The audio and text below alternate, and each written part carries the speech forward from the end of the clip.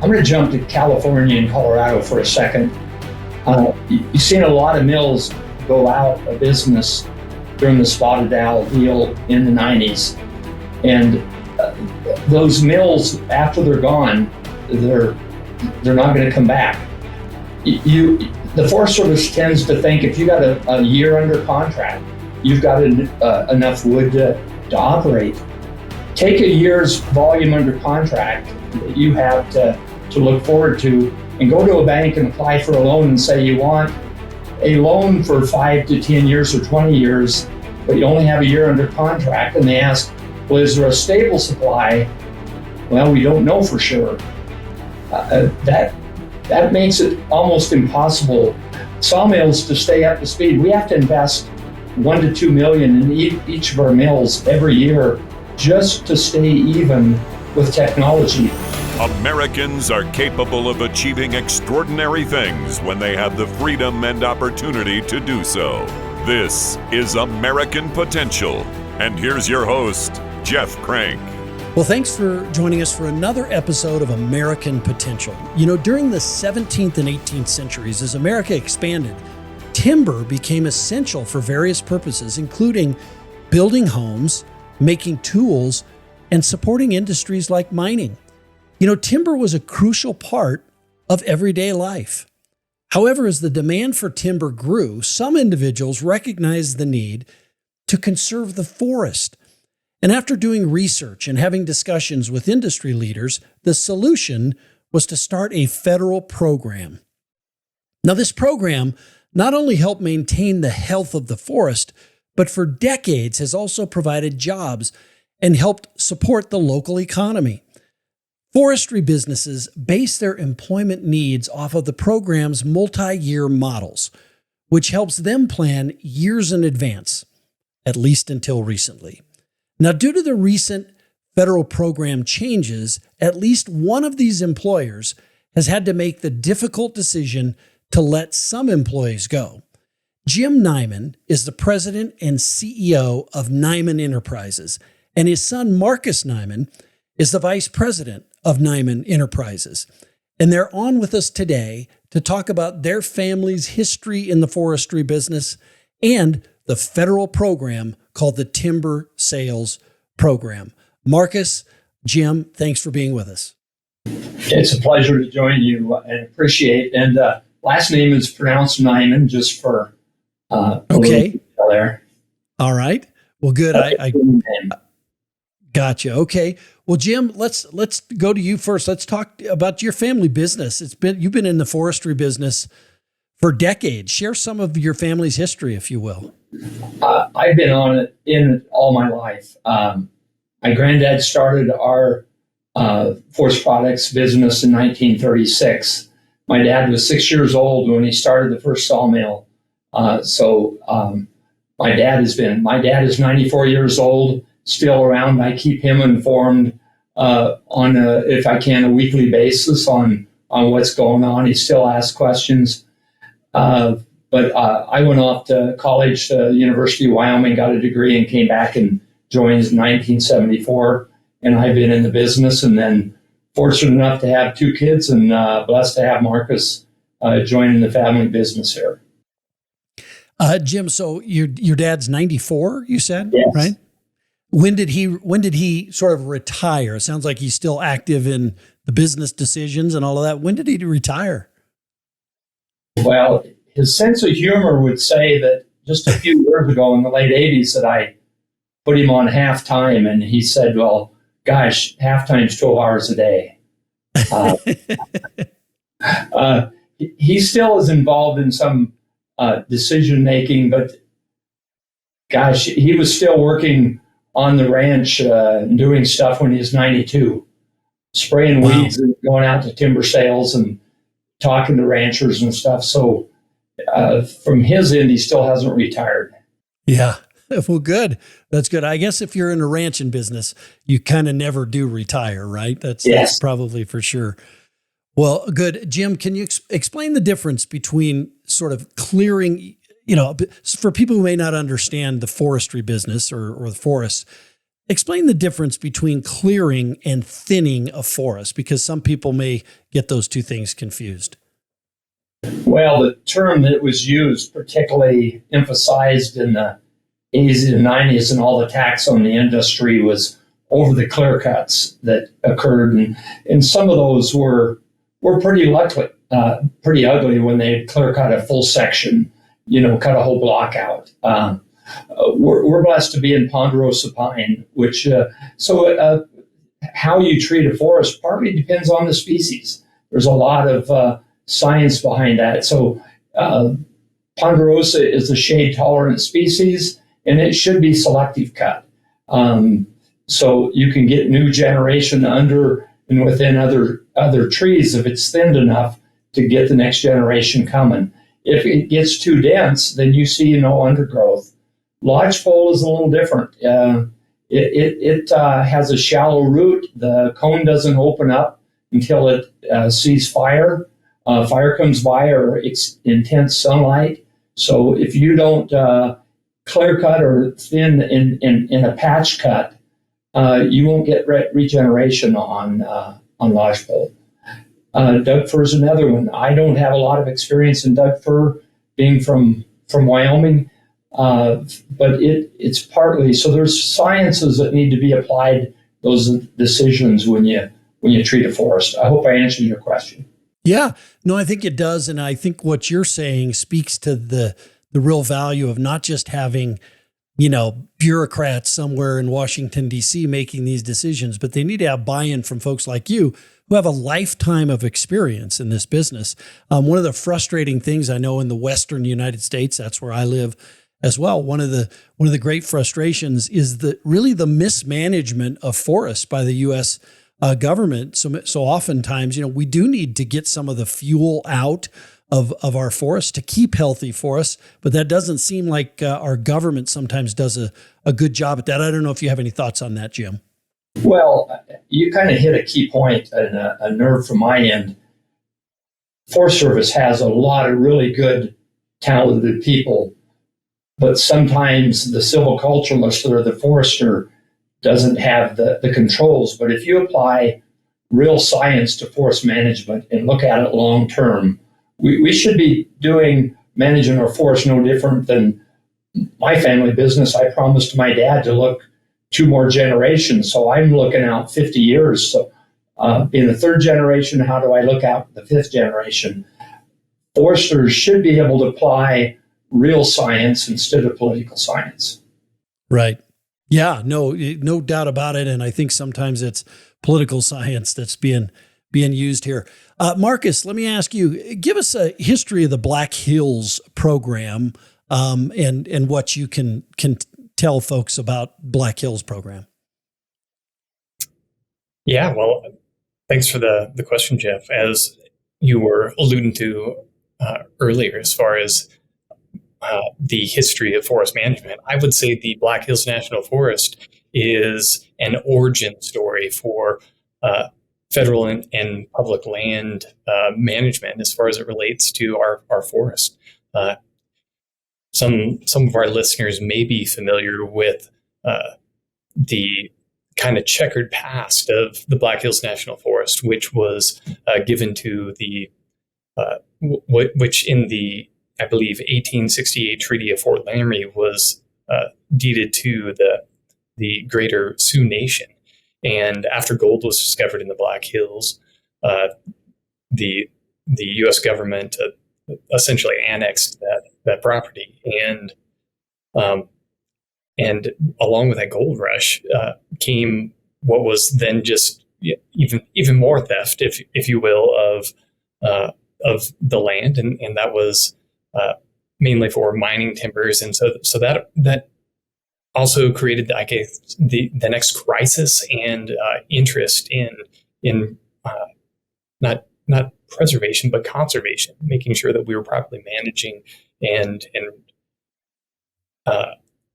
establishing and that was the origin for I believe the Forest Reserve Act, and so some of the historians may be cringing at my poor tell of this. However, it is important to us, I think, as users of natural resource, that we are here at the root and the founding of an agency such as the U.S. Forest Service that my father had mentioned before. And I guess if our listeners aren't familiar, the U.S. Forest Service is an agency within the Department of the U.S. Department of Ag.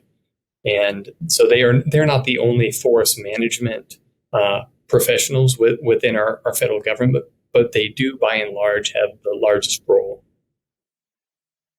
Right. So let's talk about how this program, Marcus, keeps the forest healthy. I mean, by having this program. Right. So I guess I'm continuing the origin story. The first timber sale to have ever taken place over 120 years ago was in the Black Hills National Forest. And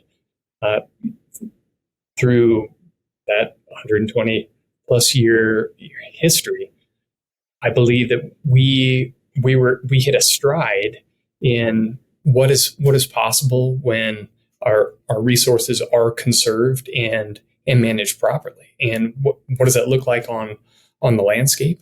Well, when some of the original surveys were taking place in the Black Hills National Forest, or there was an estimated, I'm going to use rough numbers, but I think it will be more helpful to relate. There was roughly 1 billion board feet of surveyed timber across the landscape, and we have since removed 6 billion board feet and grown it to 6 billion board feet. So, I mean, it can just demonstrate how plentiful and abundant our resources can be if they're properly managed.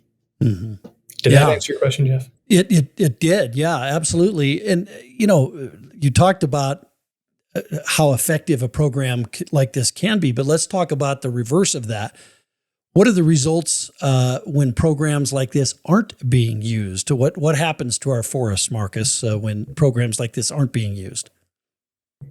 Well, I think we are currently, if I look out the window now, and as much as many of us in the West, I'm sure you also have smoky skies, Jeff.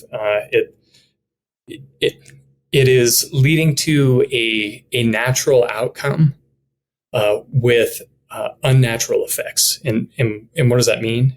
Well, we've managed many of these forests for over a century, and then taking a hands-off approach is not taking into account the unnatural condition on the landscape, and that buildup of essentially fuels, overgrowth of forest, is creating ripe conditions for truly catastrophic fires. And so if I could circle back on that point one more time, right? We have fire, which is natural, but across the landscape, we've been managing, in some cases, suppressing fire, harvesting for maximum fiber growth. And then if you throw in a change in climate on top of that, you just for the sake of argument, I would say there are 3 unnatural conditions on the landscape. So throwing in a natural condition of fire into an unnatural landscape is going to have an unnatural outcome. And that's why we're having these mega fires are coming from those conditions. And that's where we are burning the forest to such intensity that they are either stand replacing or ecosystem replacing fires. When we study the history of fires throughout the West, we are not seeing anything in the records that where these levels of intensities have taken place. Right. Well, and it speaks to the, if they're managed properly and you can use the resource effectively, you can't really use the resource if it's just burning through a wildfire is burning. You lose all of those trees and all of that timber. But if you're using it effectively and managing it effectively, we can use it and avoid the devastating effects that we see. So many homes being burned down through these these forest fires and other things. I mean, forest management is a critical aspect. And sometimes I think the U.S. government just doesn't do a good job of that, particularly around the Western United States. Jim, let me ask you, what happened with the forest timber sale program at the Spearfish Forest Production Facility? Well, I can look at the Black Hills as a whole. We've seen a reduction of output in the Black Hills of over 70%. You had an output a few years ago, an ASQ, allowable sale quantity, that's picked on, selected on how much they can produce off the Black Hills on an annual basis. And they've cut that production from 100 million board feet down to 31 or 32 million board feet. At the same time, you still have the growth in the neighborhood of 125 million to 150 million board feet a year of growth in the forest collectively over the 1.2 million acres of timberlands. Right. So this has had a kind of profound impact on jobs. How will the loss of these jobs impact the local community there? Well, you take Spearfish, which is impacted. We just cut a shift off there. A year ago, we cut a shift off at Hewlett. Think of a town of 400 people and you got 100 and some employees, and you take 40 employees out of that community. That's a huge impact. That's 40 jobs with an extremely good salary and benefit package that no longer here. Those are a lot of times in areas like this are replaced with recreation jobs. And to even try to come close to the impact, it takes 3 or 4 recreation jobs to equal a manufacturing job from my end. Now, you've got other facilities. Has this happened at any of your other facilities? We've got an operation in Colorado. We've not been able to get enough volume there to get it to 2 shifts, but our operation in Montrose, we were curtailed to half-time, partly due to reductions in timber supply, partly due to the road construction on Highway 50. And then there's a bridge that failed that shut off about 20 million feet of access of wood in Colorado. The biggest impact in Colorado to us down there, we've been harvesting the beetle kill, and Colorado's lost 5 million acres. 5 million acres to beetle kill, both in the spruce and lodgepole down there. So we've been harvesting that, but some of that now is 10, 15 years dead, and it at some point gets to where it's not usable. Mm-hmm. Yeah. Oregon mill, sorry. There's a little more availability out there, but that's because there's a fair amount of big private tracts of land that we're getting wood from too. We're seeing reductions in the Forest Service there too, but not as dramatic an impact as it is here. A lot of the mills went away over the last 3 decades, so there's not near as much competition on the west side. Right. Let me start with Marcus on this, but I'm going to ask you to answer too, Jim, but I'll start with Marcus. It seems to me that forestry, you have a desire to have a sustainable business over time, right? And just from a free market standpoint, you're going to make the best decisions you can to have a sustainable program so that you aren't doing this for 20 years and being done. You've proven to be able to do it through generations. Talk about that. Like the federal government assumes, I guess, that from a forestry standpoint, a business would just come in and clear cut a forest if given the opportunity to do so. You wouldn't do that, right? I mean, Marcus, let me hear your thoughts on that. Right. Well, absolutely, Jeff, and thank you for, I guess, acknowledging that aspect, and not just within our, multi-generational family business. I'm a 4th generation sawmiller, 5th generation rancher, But I would say our industry as a whole is probably the best example of how the scientific aspects of silviculture are the prominent driving factor for profitability in the business, right? Because while these aren't quick returns that you can see quarterly, the better the forest management is on the front end, the more profitable your process is going to be. And I'm sorry for your viewers, that would probably take me another 20 minutes to walk that through the manufacturing process of why that is true. But I kind of, correct me if I'm wrong, but I think there was kind of a second part to that question, as far as, pairing what industry is seeing and then looking at that through the lens of our federal land managers.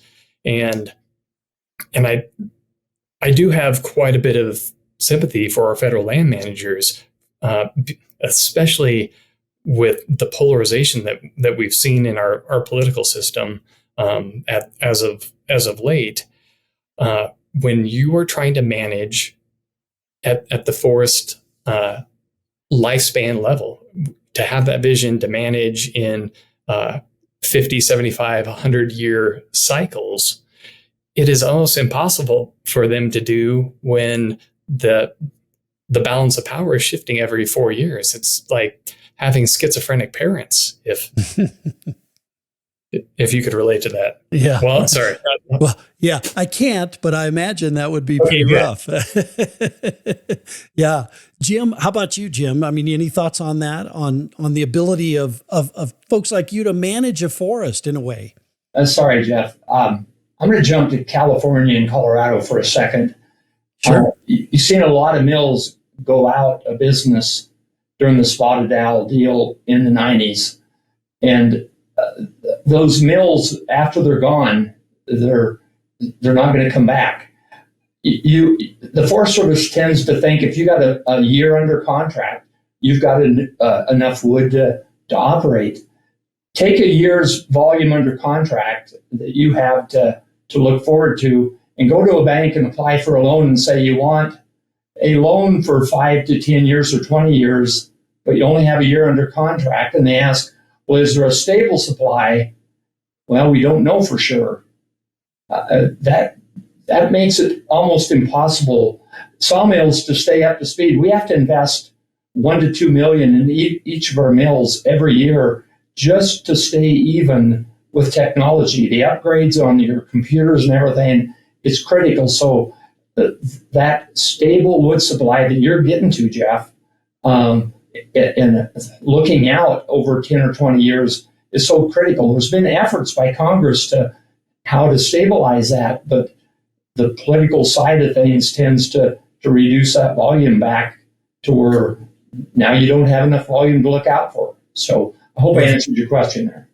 Yeah, no, I think that does. And I want to remind folks, it's government that is creating that uncertainty, right? It's not the market. It's not the free market that's creating it for you to go to a bank and say, hey, yeah, we have this, planned out for the next 5 years, or we have revenue for the next 5 or 10 years or whatever.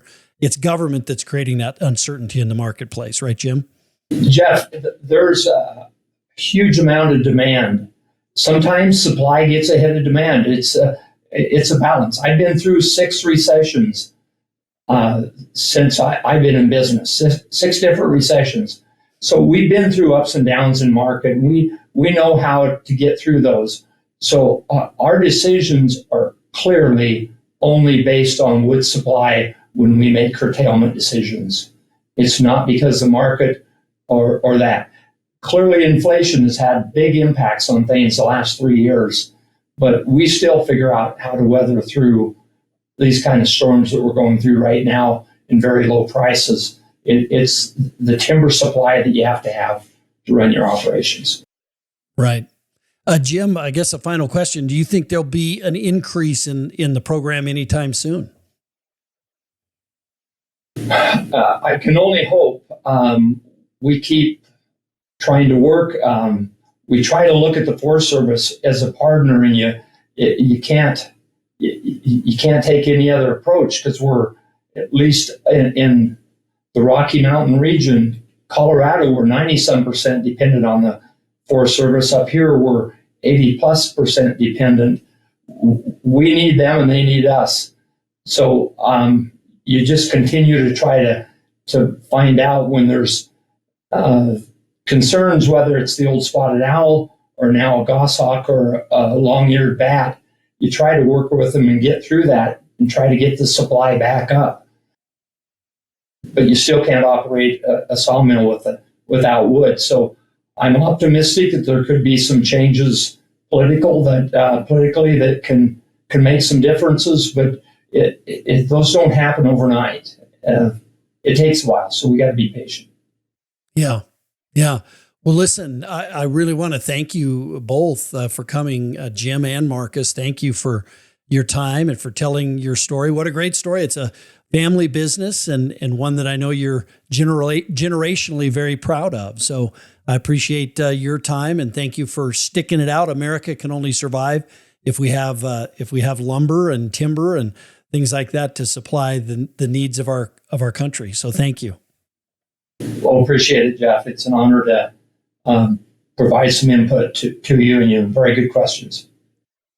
Great. All right. Thank you for the opportunity, Jeff. And thank you for the mission and outreach that you do, and for the listeners here on this podcast.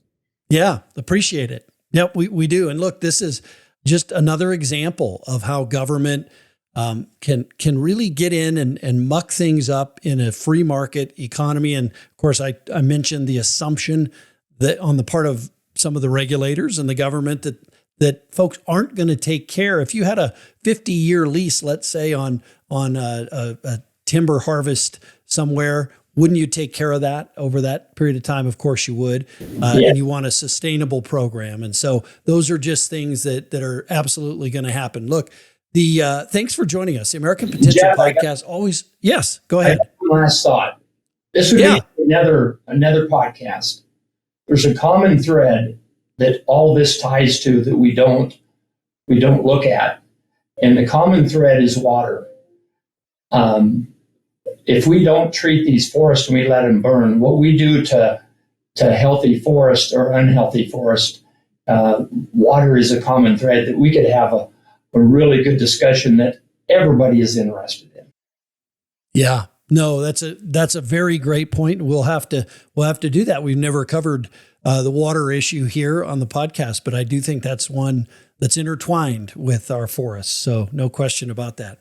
All right. Well, listen, the American Potential Podcast, always working on stories to help keep you inspired and informed. And the best way to stay connected is by liking and subscribing to our channel, as well as follow us on Facebook, Twitter, and YouTube. More people watching this on YouTube, more followers. We're growing leaps and bounds on YouTube.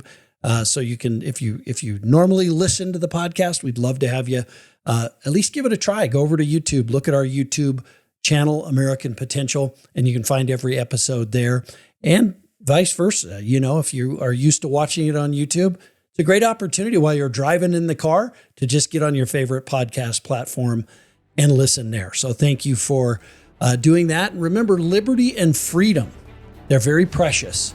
They're easily taken for granted. Don't take them for granted. Go out there and defend freedom and defend liberty. Thanks for joining us.